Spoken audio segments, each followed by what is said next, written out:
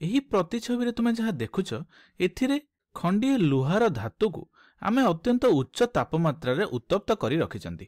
ତେବେ ଏହା କେଉଁ ପ୍ରକାରର ଏକ ପରିବର୍ତ୍ତନ ଅଟେ? ଏହା ଏକ ଭୌତିକ ପରିବର୍ତ୍ତନ କିମ୍ବା ରାସାୟନିକ ପରିବର୍ତ୍ତନ? ଚାଲ ଏହା ବିଷୟରେ ଆମେ ଭାବିକି ଦେଖିବା। ତେବେ ଯେତେବେଳେ ଆମେ ଲୁହା ଖଣ୍ଡକୁ ଉତ୍ତପ୍ତ କରୁଛନ୍ତି ତାପରେ ମଧ୍ୟ ଲୁହା ଖଣ୍ଡଟି ଠିକ୍ ଲୁହା ଅବସ୍ଥାରେ ହିଁ ଅଛି। ଏଥିରେ କୌଣସି ପରିବର୍ତ୍ତନ ଆସିନାହିଁ, କିନ୍ତୁ ଏହାର ତାପମାତ୍ରା କିଛି ବଦଳି ଯାଇଛି।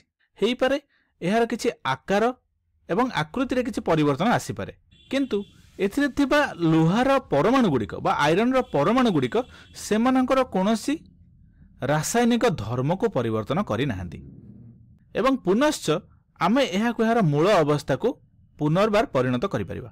ଯେତେବେଳେ ଏହାକୁ ଆମେ ଥଣ୍ଡା କରିନେବା ଏହା ପୁନଶ୍ଚ ତାହାର ମୂଳ ଅବସ୍ଥାକୁ ଫେରିଆସିବ। ତେଣୁ ଏହା ହେଉଛି ଏକ ପ୍ରକାରର ଭୌତିକ ପରିବର୍ତ୍ତନ, କାରଣ ଏଥିରେ କୌଣସି ବି ନୂତନ ପଦାର୍ଥ ବା ବସ୍ତୁ ଗଠନ ହୋଇନାହିଁ। ପ୍ରାରମ୍ଭରେ ଆମ ପାଖରେ ଏକ ଥଣ୍ଡା ଆଇରନ୍ ବା ଲୁହା ଥିଲା, ବର୍ତ୍ତମାନ ଆମ ପାଖରେ କିଛି ଗରମ ଲୁହା ଅଛି ବା ଉତ୍ତପ୍ତ ଲୁହା ଖଣ୍ଡ ଅଛି, କିନ୍ତୁ ଏଥିରେ କୌଣସି ବି ରାସାୟନିକ ପରିବର୍ତ୍ତନ ଘଟିନାହିଁ।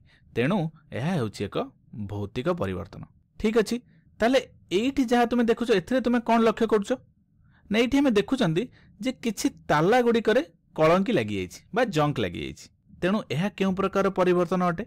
ଏହା ଭୌତିକ ପରିବର୍ତ୍ତନ କିମ୍ବା ରାସାୟନିକ ପରିବର୍ତ୍ତନ? ଆମକୁ ଏମିତି ଲାଗୁଛି ଯେ ଲୁହାରେ ଜଙ୍କ ଲାଗିବା ବା କଳଙ୍କି ଲାଗିବା ଏକ ରାସାୟନିକ ପରିବର୍ତ୍ତନର ଉଦାହରଣ ଅଟେ।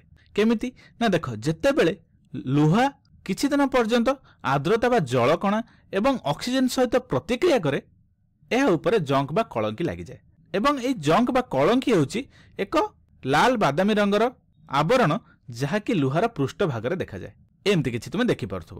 ତେବେ ଏଇଠି ଯେଉଁ ଆମେ ଲୁହାଟି ପାଇଲେ ଏଗୁଡ଼ିକ ସାଧାରଣତଃ ଭାବରେ ପ୍ରାରମ୍ଭିକ ଯେଉଁ ଲୁହାଟି ଥିଲା ତାଠାରୁ ସମ୍ପୂର୍ଣ୍ଣ ଭିନ୍ନ ଅଟେ ଏବଂ ଆମେ ଏଇଠି ଯେଉଁ ଲୁହାଟି ପାଇଲେ ଏଗୁଡ଼ିକ ସାଧାରଣତଃ ଭାବରେ ଭିନ୍ନ ଭିନ୍ନ ପଦାର୍ଥମାନଙ୍କ ଦ୍ୱାରା ଗଠନ ହୋଇଥାଏ।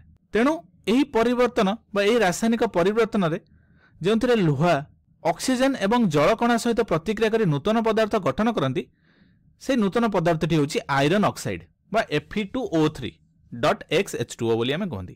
ଏବଂ ଏହି ଲୁହା ଅକ୍ସାଇଡ୍ ବା ଆଇରନ୍ ଅକ୍ସାଇଡ୍ର ଏକ ଭିନ୍ନ ରାସାୟନିକ ଗୁଣ ଥାଏ। ଏହାକୁ ଉତ୍ତପ୍ତ କରିବା କିମ୍ବା ଶୀତଳ କରିବା ମାତ୍ରେ ଏହା ପୁନର୍ବାର ଶୁଦ୍ଧ ଲୁହାରେ ଆଉ ପରିବର୍ତ୍ତନ ହୋଇପାରିବ ନାହିଁ। ତେଣୁ ଆମେ କହିପାରିବା ଯେ ଲୁହାରେ କଳଙ୍କି ଲାଗିବା ଏକ ପ୍ରକାର ରାସାୟନିକ ପରିବର୍ତ୍ତନର ଉଦାହରଣ ଏବଂ ଏହି ପରିବର୍ତ୍ତନ ସାଧାରଣତଃ ଭାବରେ ଦୀର୍ଘ ସମୟ ଧରି ଘଟିଥାଏ। କେତେ ପରିବର୍ତ୍ତନ କିଛି ମାସ ନେଇଥିଲା ବେଳେ କିଛି କିଛି ରାସାୟନିକ ପରିବର୍ତ୍ତନ କିଛି ବର୍ଷ ଧରି ଚାଲିଥାଏ।